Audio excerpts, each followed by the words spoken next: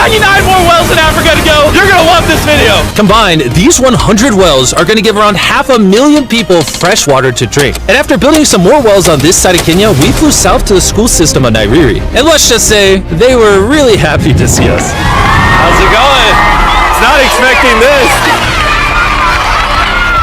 Thank you for the welcome. I'm not even sure how to react.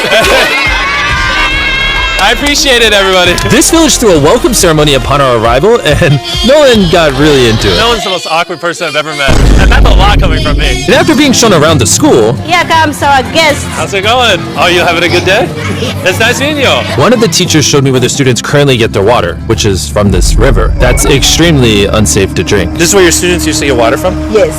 This is crazy. Yeah. You know, students complaining of diarrhea, infections like typhoid, because this is the water we've been using. So we try to treat, but you see, look at it, you know, but at the end of the day, life has to move on. You have to get some water anyway. This situation is obviously extremely sad. These children's lives are being limited and sometimes cut short from being forced to drink unsafe water. But at least for this village, we're gonna put an end to it right now. I don't think this John's gonna fit. Let's see if we can find some water.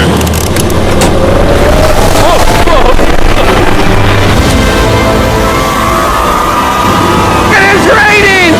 It's beautiful! After the water comes out of the ground, it's fed into enormous barrels like this one. And once they're built into the water towers, all of the neighboring villages will not only have clean drinking water, but a pressurized water source as well. Which, in short, means no more doing laundry and unsafe water. And pull!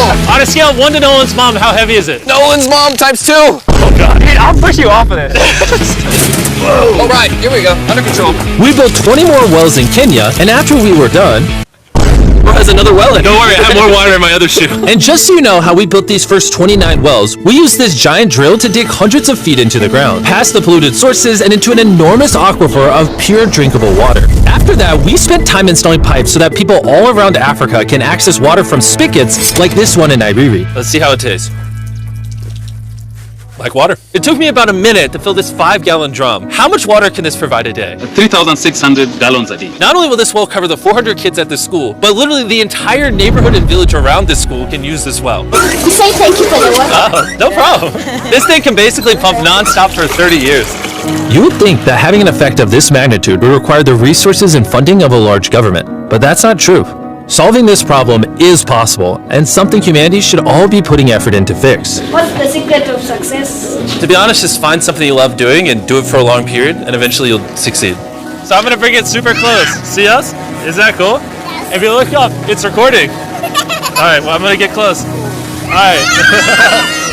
Yeah, you can see yourself. We were also able to install a well for this village, and these 12 other villages. And while we were finishing these wells, we were also able to update one of their schools with brand new computers. How are they liking it? They really like them. Glad to see it turned out well. And we also updated the classrooms with new furniture, installed shelves and filled them with new books, donated a soccer ball for every student, and even put modern whiteboards and projectors in all the classrooms. Do you guys like the projector? Yes. We were using a top and then a lot of dust, but today everything is clean. We truly appreciate it. No problem. It's the least we could do. But then when we flew out to the site of the 45th well, we realized this community had it even harder. Every time they need to get water, they need to take a treacherous mile-long hike through the jungle. And that mile-long hike also happens to be on a giant mountain. I wake up very early, about 4 o'clock, so that I can fetch water for the school. We are not safe fetching water here. That place is very slippery. Chances of getting an injury is very high. So while we worked on their well, the community took me to see how they currently source their water. You guys would have to make this trip how many times a day? 2 times. 2 times a day. Oh, wow. So a typical student would carry something like this? Yeah. Oh, God. If 200 students did this every day, how hard could it be? It could be very hard. Oh boy. Dang, this is very steep. We're just walking down this mountain forever. Every day. It was actually surprising how difficult this hike was. And these people go through all of that just to get to the spigot. That's water is still unsafe to drink. This is where you guys get your water from normally? Yes. And filled with water, these jugs can weigh up to 40 pounds, which is insane for these children to be carrying up this mountain. The ladies can carry 2 of those. Oh, I totally can as well then. And as soon as these jugs were filled, it was time to head all the way back up. Hurry up, let's go. He's not even sweating or anything. I got it.